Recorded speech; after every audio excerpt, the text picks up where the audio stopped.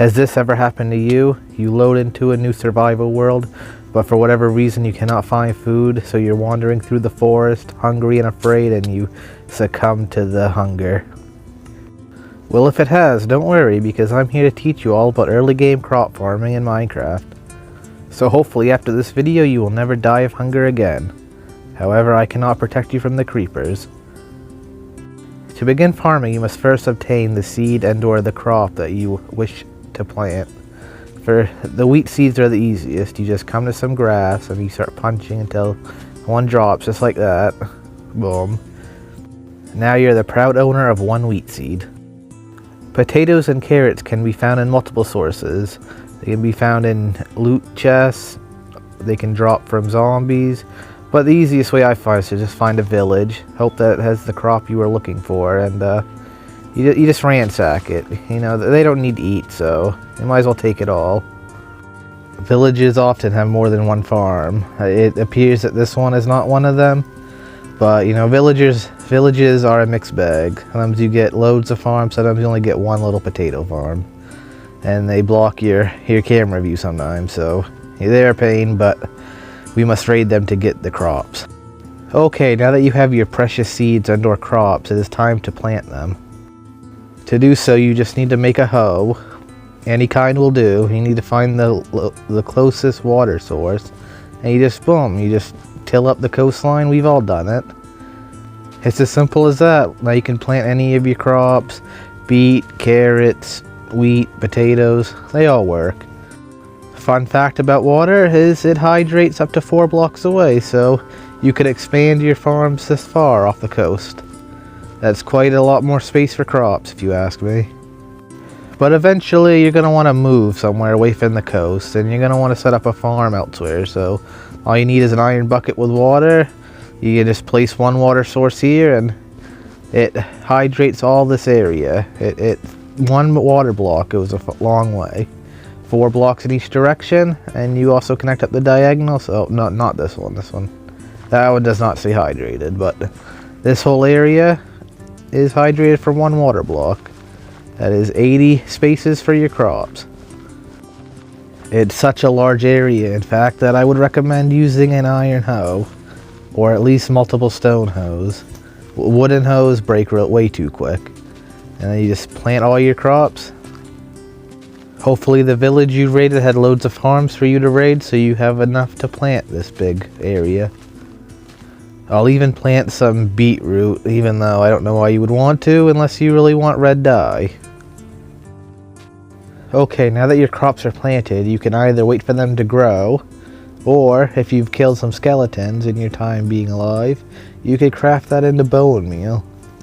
Now bone meal is nice because you can just spam it on the crops and they will grow. Don't spam it on the grass or you'll get really tall, ugly grass. Bone meal works with things that aren't crops, such as trees, sugarcane, melons and pumpkins. Really anything that grows, bone meal will help. In this case, we are using it to speed up the very lengthy process of these crops growing.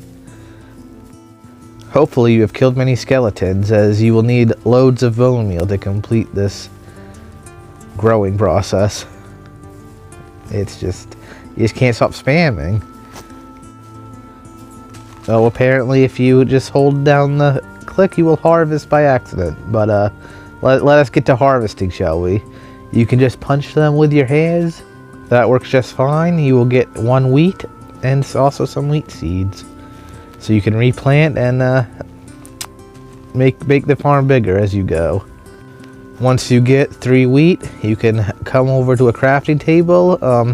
Hopefully you already have a crafting table, unlike me. So I'm just gonna punch a tree for the first time, make a crafting table, you know, the stuff I should have done when I loaded in, but you just place that crafting table down and you can make bread. Now, bread's pretty decent for the early game. It will keep you alive for sure. We can also punch carrots. As you can see, they drop more than just 1 carrot. They drop a few. Same thing with potatoes. They also drop more than themselves. But what if you want to do better than just punching them with your fist? If you have an enchanting table, you can get fortune 1, 2, or 3 on your gear, and that affects how many crops drop from carrots and potatoes. As you can see, instead of the 2 or 3, we are now getting like 8. It also works with potatoes. It does not, however, work with wheat and beetroot. Instead of dropping more wheat and beetroot, they drop more seeds. So it is less effective for those, but it's still effective if you want a lot of seeds. Okay, you can eat the carrots and or potatoes by themselves. However, as you watch my hunger, it does not fill up very much from either potatoes nor carrots. So you will want to improve them. You can also eat beetroots, but that improves, like, it heals even less hunger. So definitely don't eat beetroots. For potatoes, you will need a furnace and or hopper. Not hoppers, smokers. Smokers cook the potatoes twice as fast as a regular furnace. And you get lovely baked potatoes from them. It's a good source of XP, and it heals your hunger a lot more than either regular potatoes and or carrots. For carrots, if you have gotten a gold ingot somewhere, you could craft that into golden nuggets, and you make the golden nuggets and the carrots into probably the best food source in the game. It's expensive, but golden carrots are great. For beetroot, you will need wood and make bowls, and then you combine the bowls and the beetroot that you've harvested into these lovely bowls of blood. I mean beetroot soup that we will eat, and by eat I mean throw away, because they are useless. Get out of my sight. I'm done with you. Okay, with our inventory cleared out of trash, that is going to do it for this tutorial on early game crop farming. With this setup, you should be fine for the remainder of your time in the game.